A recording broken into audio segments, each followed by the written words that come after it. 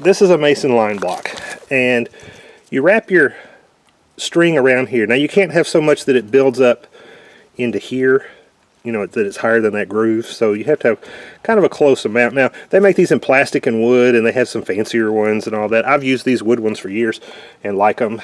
So anyway, you wrap your string around here, and then you come around the back and you drop in that groove and come around the front, so now you're running like that. Okay, rewind that if that doesn't make sense to you. And then you come down and see how short it is. You want to pull some tension on it. And I'm looking to put this right at the top of this block, because that's what I'm going to lay to as I go down this line.